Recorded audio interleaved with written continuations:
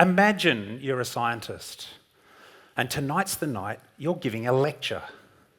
You're on stage, you've polished your slides. This is something you've worked up to for years. It's a major discovery. But as you start talking, something's not right. There's someone on their phone, someone else is yawning. Then someone gets up and walks out. A couple more people follow. By the end of your lecture, there's 3 people at the front, and they're hanging off every word. They come up to you and say, "That was great. That was the best lecture I've ever heard. I loved it so much." It's pretty confusing. You think, well, should I be disappointed? I guess if those 3 people really loved it, then maybe it's not a big deal. But I think it is a big deal, because everyone we turn off science who walks away is important, and we need them when it comes to the crunch. And there are big decisions that need to be made about climate change, or plastic in our waterways, or vaccines. We want them to listen to evidence and not to listen to some Instagram influencer or a billionaire who don't really care whether what they say is right, as long as it makes them a buck. I'm Phil Dooley. I'm a science communicator. I try to make science accessible for everybody. I used to be a scientist. When I was a kid, I loved astronomy. I wanted to be an astronomer. When I grew up, I ended up in laser physics. And that guy making the big discoveries, that wasn't me. I had a pretty pedestrian science career. I remember my pretty much one and only conference paper, which was a poster session. So I made the poster as beautiful as I could with lovely colours and logical narrative flow, and I stuck it up and I stood by it, and nobody talked to me. It was embarrassing and humiliating, and I ran from science as fast as I could. It would be 7 years before I would make a new beginning, which ironically came in my dad's funeral. My dad was a geophysicist, so maybe I'd emulated him by studying physics. And as I listened to his colleagues talking about what a quiet, careful, meticulous scientist he was, I suddenly realised I'm not Dad. Sure, I love physics, but I'm my mum. I'm an extrovert. I'm a connector. I'm a communicator.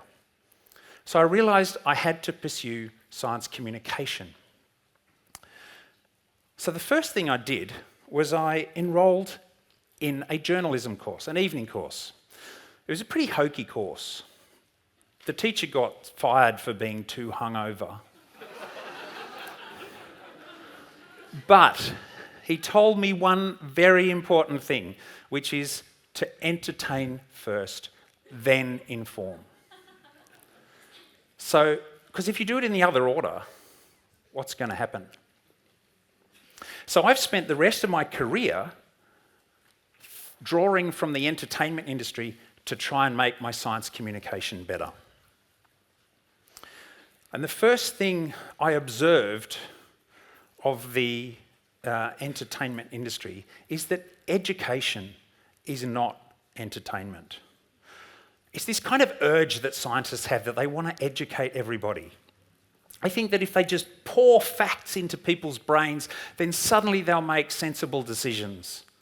It's just not how it works. People decide things emotionally. So instead of teaching society about science, I've realised my job as a science communicator is to teach scientists about society. And my first lesson for you scientists out there listening, the first thing we need to learn is that people don't want to learn. Not now. Sure, it's like eating vegetables. It's very worthwhile and I'll do it later, but it's not what you're going to choose to do for fun in your spare time. Unless the vegetable in question is a potato and it's deep fried. So I would like to delve into this, because what I found, the entertainment industry is built on stories. And I'd like to illustrate this with probably the biggest story that I worked on in my career. It's a huge discovery. And no, it's not the discovery of the Higgs boson. Who's heard of a Higgs boson? Yeah? Who hasn't heard of a Higgs boson? Yeah, okay. Who's just got a sore arm and they can't lift it? The discovery is gravitational waves. Who's heard of gravitational waves? Okay, a few. Okay, so gravitational waves are really important to scientists because they're an entirely new way of observing the universe. Instead of looking at light from stars with a telescope, it's more like listening. And if you're listening, then you can hear invisible things like black holes. We'd never ever seen a black hole. You can't. But then we've discovered that there are black holes out there and they're colliding quite regularly and they're creating such violent explosions that they're sending ripples through space and time itself. And this is a really, really exciting thing for scientists, but somehow it hasn't really connected with the public very much. And it wasn't until I went to write a feature about this that I got an entirely different story. I sat down with Professor Hans Buckle. Now, Hans was one of the original scientists that got together in 1990. Here they are having a break, a scientist picnic. And this is 75 years after Einstein predicted gravitational waves, but said they'd be too small for us to ever see. But these guys said, 90s technology is awesome. Let's run the numbers and see what we can do. And everywhere they looked, the news was bad. The detectors were too weak. They were unstable. There was too much noise in the system. The lasers weren't powerful enough. The mirrors weren't flat enough. And not by a little bit, orders of magnitude too short of what they needed. So the scientists looked at each other and went, let's go for it. Now that's an amazing story to me. That is the hero's journey, which is the centerpiece of the entertainment industry I've subsequently discovered for all you scientists out there. All of our favorite people from fiction and the entertainment industry generally are following their hero's journey. So Harry Potter, Ted Lasso, Ryland Grace from Project Hail Mary, they're all ordinary people who get drawn into something much bigger than themselves. They have to answer some big call. They have to solve a great challenge. They have to make the world a better place. And to me, scientists are all heroes because they're all trying to make the world a better place. But the problem is, when they start, like young Harry, they have no idea how to do this. And they fail and make mistakes. And that's the bit that scientists are very reluctant to tell. It doesn't sound like a great story, but it's actually the most compelling part. Because then they have to learn and grow, and eventually they do prevail and work out how to kill Voldemort, or fix the hole in the ozone layer, or how to make a COVID vaccine faster than any vaccine before it. So this is my tip to you scientists out there. Tell the whole story, the challenges and the triumphs. So my next new beginning came 10 years later. I'd been in science communication for 10 years, and I got asked by the Australian Institute of Physics to give a lecture. And I was very honoured. But I said no, because I didn't want to give a lecture. I said to them, can we try a new beginning, or an experiment, as scientists call it? I would like to do this format that I've seen in England, where you get 8-minute slots only, and you get 8 scientists on stage, and best of all, you do it in a pub. And they said, yes. So I, of course, had to work out what I was going to do with my 8 minutes. So I had a bunch of ideas. At that time, I was thinking about why the world is the colours that it has the colours that it has. Why is the sky blue? Why is the grass green? Why is the sun yellow? And could it be different on a different world? But I had no way to string this set of facts together. And suddenly I realised, for a story, I could just make one up.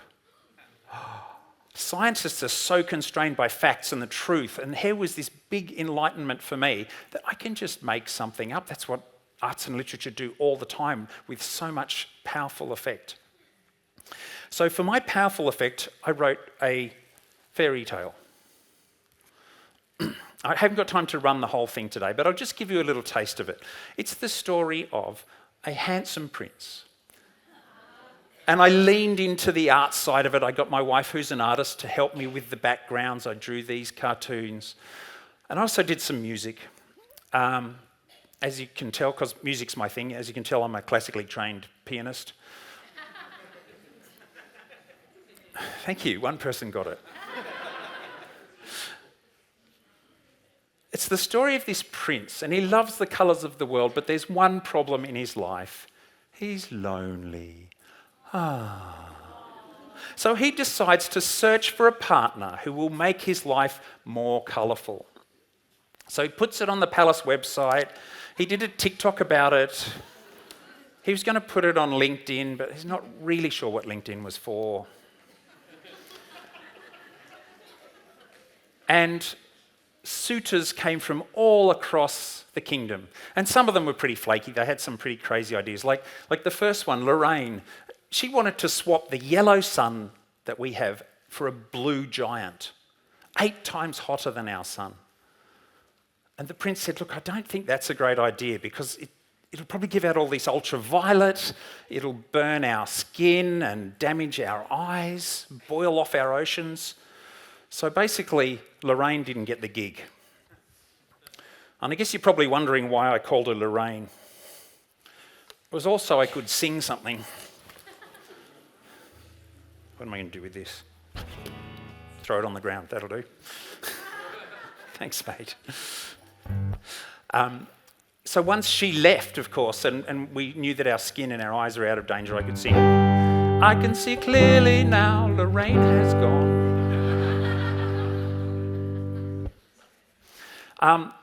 Then he ends up with a plant geneticist called Elaine. And the plant geneticist says to him, look, I'm fascinated by why grass is green. You see, it's green because the green light is reflected from the grass.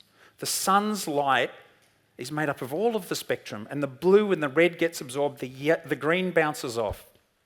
But that's just crazy because that's the middle of the spectrum. That's where the most power is. It's very badly designed. And I propose to genetically modify grass so that it absorbs green but reflects blue and red. What does blue and red make? Grass will be purple. How about that, Prince? And he said, oh my goodness, I love it. Doesn't it go with my green tights and my yellow castle? So he fell in love instantly.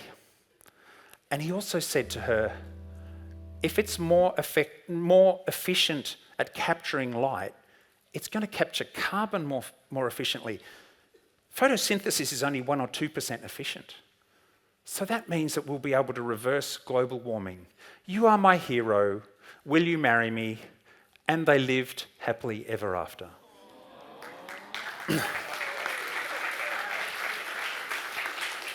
Now there's a new beginning, starting a science story once upon a time and finishing it with they lived happily ever after. And of course you're wondering why I called her Elaine. Well, I think I can make it now. Elaine is here. All of her cool purple grass will soon appear. Here is a rainbow I've been praying for. It's gonna be a bright, bright, bright, bright coloured day.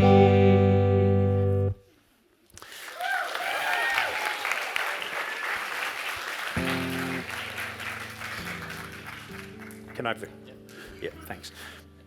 So the pub night was an absolute hoot. The Institute of Physics asked me back. We're doing year number 12 this year. And I've also done it across the country in 6 other cities. I'm up to 57 or 58 gigs. Had several hundred scientists on stage doing interesting things, trying things out, and audience in the thousands. Myself, I've tried everything I could think of. I've done improv, I've done rap, I've done animations, I've done stand-up comedy, done classical piano. That one goes down very well in a pub, surprisingly. It's like ASMR. So I'd like to finish with probably the story that's been the most popular of all of the things that I've done.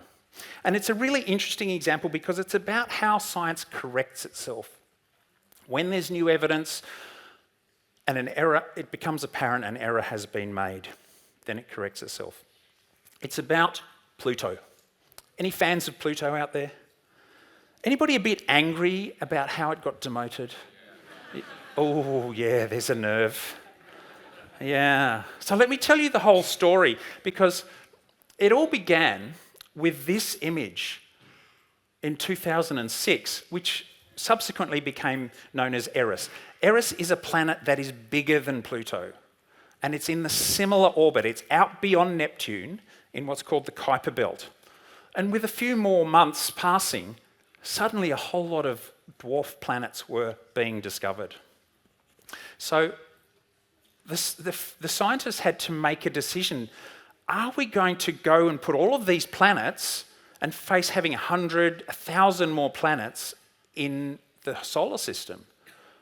And they thought, well, we actually need to make a decision about what really is the definition of a planet. So at the 2006 International Astronomical Union, they had a big argument, took them hours, but they came up with 3 criteria of what a planet needs to be. Firstly, it must make itself spherical under its own gravity, which Pluto does, pulls itself into a nice globe. Secondly, it must orbit the sun, not like our moon, which orbits us, right? And Pluto's pretty close on that. It does actually have a very big moon called Charon, so they actually orbit each other. Technically, it's a binary system. And Pluto's orbit is also eccentric. It's long and skinny, and at some stages it's actually closer than Neptune. And as you can see, it's at quite an angle. So, okay, Pluto, we'll give it to you. We'll give it to you. But the third criteria, which is you must clear the orbit. All the other planets, the big planets, have either absorbed or knocked out all the other bits of rubble. And you can see the Kuiper Belt there is still full, and there's all of those other dwarf planets. So it's kind of like the asteroid belt. So Pluto has not cleared the orbit yet. Let's give it some encouragement.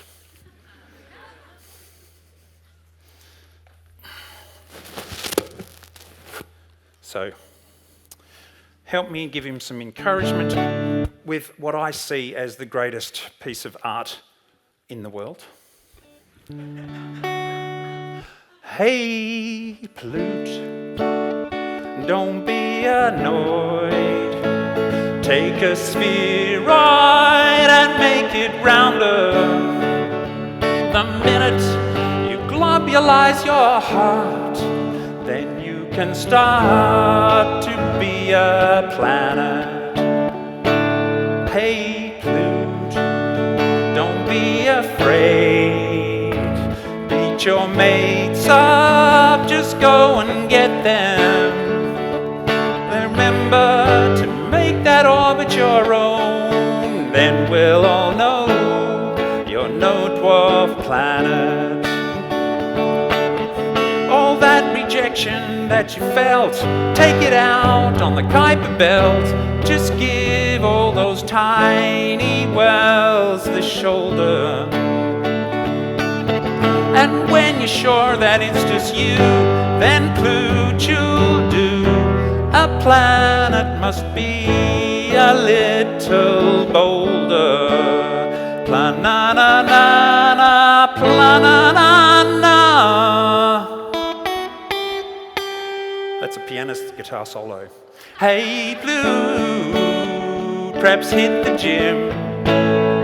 You know Eris makes you look puny, and Ceres in the asteroid belt, well, she is quite built, but she's no planet.